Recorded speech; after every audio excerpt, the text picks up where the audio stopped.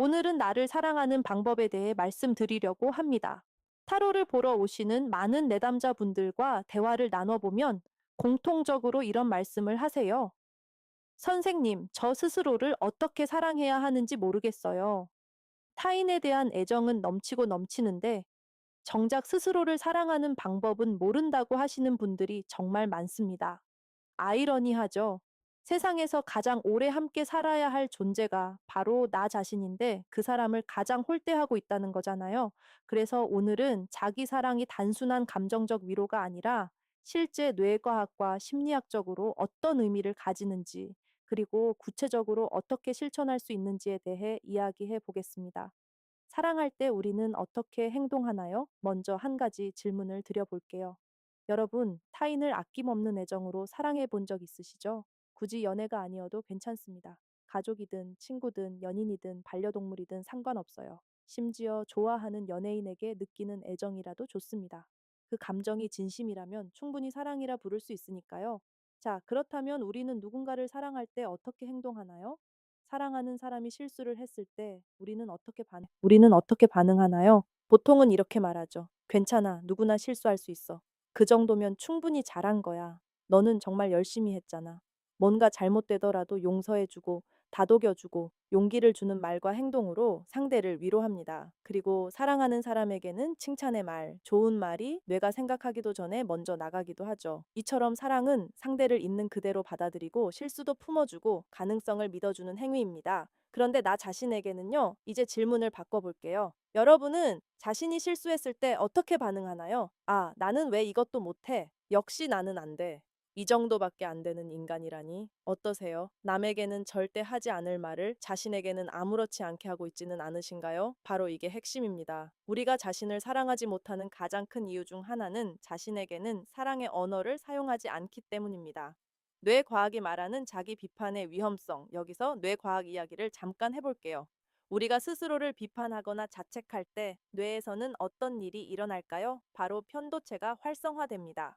편도체는 위험을 감지하는 뇌의 경보 시스템이에요. 외부의 위협을 감지했을 때 작동하는 부위인데 우리가 스스로를 비난할 때도 똑같이 반응합니다. 즉, 우리 뇌는 자기 비판을 외부의 공격과 동일하게 받아들인다는 거예요. 그렇게 되면 몸은 스트레스 호르몬인 코르티솔을 분비합니다. 코르티솔이 과도하게 분비되면 어떻게 될까요? 면역력이 떨어지고 집중력이 흐려지고 감정 조절이 어려워집니다. 심하면 만성 불안이나 우울로 이어지기도 하죠. 반대로 우리가 스스로에게 따뜻한 말을 건넬 때는 옥시토신이 분비됩니다. 옥시토신은 흔히 사랑 호르몬, 유대 호르몬이라고 불리는 물질이에요. 이 호르몬이 분비되면 불안이 줄어들고 안정감이 생기고 타인과의 연결감도 높아집니다. 다시 말해, 자신에게 친절하게 말하는 것만으로도 뇌의 화학적 반응이 달라진다는 거예요. 심리학이 말하는 자기 자비 셀프 컴패션. 심리학에서는 이것을 자기 자비라고 부릅니다. 텍사스 대학교의 심리학자 크리스틴 네프 박사는 자기 자비에 대해 수십 년간 연구해 왔는데요. 그 연구에 따르면 자기 자비가 높은 사람들은 다음과 같은 특징을 보인다고 합니다. 실패를 겪어도 더 빠르게 회복합니다. 불안과 우울 수준이 낮습니다. 자존감이 안정적입니다. 타인과의 관계도 더 건강합니다. 흥미로운 점은 자기 자비가 높다고 해서 자기 자신을 과대평가하거나 자만하는 게 아니라는 거예요. 오히려 자신의 단점과 실수를 더 명확하게 인정하면서도 그것에 과도하게 집착하지 않는다고 합니다. 자기 자비는 세 가지 요소로 구성됩니다. 첫째, 자기 친절 자신의 고통이나 실패에 가혹하게 반응하는 대신 따뜻하고 이해하는 태도를 취하는 것. 둘째, 공통된 인간성 고통과 실패는 인간이라면 누구나 겪는 보편적인 경험임을 인식하는 것, 나만 이런 게 아니라는 것. 셋째, 마음 챙긴 부정적인 감정을 억누르거나 과장하지 않고 있는 그대로 바라보는 것.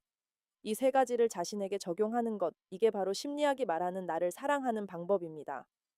자, 그렇다면 실제로 어떻게 하면 될까요? 이론은 알겠는데 실천이 어렵다는 분들이 많죠. 구체적인 방법 몇 가지를 알려드릴게요. 가장 먼저 해보실 수 있는 건 나에게 편지 쓰기입니다. 지금 내가 가장 힘들어하는 것, 가장 자책하는 부분에 대해서 친한 친구에게 편지를 써주듯 자신에게 써보는 거예요. 예를 들어, 직장에서 실수를 해서 너무 자책하고 있다면 이렇게 써볼 수 있어요.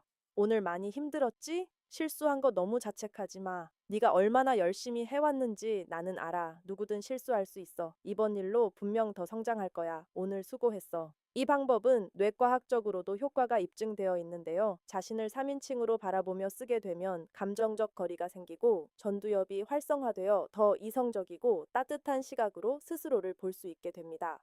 두 번째 방법은 내면의 목소리를 의식적으로 감시하는 것입니다. 우리 머릿속에는 끊임없이 목소리가 흐릅니다. 이걸 심리학에서는 셀프 토크라고 해요. 문제는 이 셀프 토크가 대부분 무의식적으로 진행된다는 거예요. 그래서 우리는 자신도 모르게 하루 종일 스스로를 비난하고 깎아내리고 의심하고 있을 수 있습니다. 연습해 보실 것은 이겁니다. 자신에게 부정적인 말이 떠오를 때 잠깐 멈추고 이렇게 물어보세요. 내가 지금 친구에게 이 말을 할 수 있을까? 만약 대답이 아니오라면 그 말은 자신에게도 해서는 안 되는 말입니다. 이 간단한 질문 하나가 자기 비판의 고리를 끊는데 굉장히 효과적입니다. 세 번째는 조금 다른 이야기인데요. 자기 사랑은 마음의 영역에만 있지 않습니다. 몸을 돌보는 것도 자기 사랑의 중요한 부분입니다.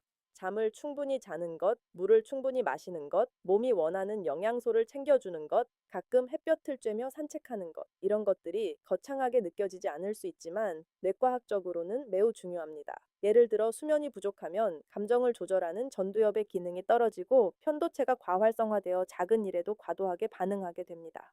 즉, 잠을 못 자면 자기 자신을 더 못 사랑하게 되는 구조가 만들어지는 거예요. 몸을 잘 돌보는 것, 그게 가장 기본적인 자기 사랑의 실천입니다. 네 번째는 조금 용기가 필요한 방법입니다. 바로 경계를 설정하는 것이에요. 많은 분들이 착각하시는 게 있어요. 나를 희생해서 타인을 돕는 것이 사랑이라고 생각하시는 분들이 있는데요. 이건 자기 자신을 사랑하지 못하는 패턴 중 하나입니다. 심리학에서는 이것을 과도한 자기 희생이라고 부르며 장기적으로는 번아웃, 분노, 관계의 파탄으로 이어질 수 있다고 경고합니다. 나의 감정, 나의 시간, 나의 에너지는 소중합니다. 싫다고 말할 수 있는 것, 내가 불편한 상황에서 물러설 수 있는 것, 이게 자기 사랑의 실천입니다. 경계를 설정한다는 건 이기적인 게 아니에요. 오히려 나를 건강하게 유지해야 타인도 진심으로 도울 수 있습니다. 다섯 번째 방법은 나만의 작은 의식을 만드는 것입니다. 매일 아침 일어나서 거울을 보며 한마디 건네기, 하루를 마치며 오늘 잘한 것 세 가지 떠올리기, 좋아하는 음악을 들으며 커피 한 잔 마시기 등 아주 작고 소소한 것도 괜찮습니다. 이 의식들이 쌓이면 뇌는 그것을 안전하고 행복한 신호로 인식하게 됩니다. 도파민. 이 분비되면서 긍정적인 감정이 강화되고 자연스럽게 자기 자신과의 관계가 개선됩니다. 중요한 건 거창할 필요가 없다는 거예요. 매일 꾸준히 하는 작은 것 하나가 가장 강력합니다. 자기 사랑은 완성이 아닌 과정입니다. 마지막으로 이 말씀을 꼭 드리고 싶어요. 자기 사랑은 어느 날 갑자기 완성되는 감정이 아닙니다. 오늘 내가 나를 사랑했다가 내일 또 자책하게 될 수도 있어요. 그게 당연한 겁니다. 완벽하게 나를 사랑해야 한다는 강박 자체가 또 다른 자기 비판이 될 수 있거든요. 중요한 건 방향입니다. 어제보다 오늘 나에게 조금 더 따뜻한 말 한마디를 건네는 것. 나의 실수를 조금 더 빨리 용서해 주는 것. 그 작은 변화들이 쌓여서 결국 자기 사랑이 됩니다. 타로를 보러 오셨던 한 내담자분이 이런 말씀을 하셨어요.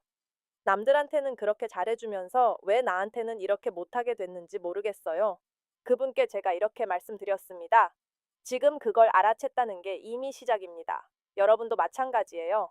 지금 이 영상을 보고 계신다는 것 자체가 이미 변화의 첫걸음을 내디딘 겁니다. 오늘부터 딱 하나만 해보세요. 하루에 한 번 거울을 보며 이렇게 말해보세요.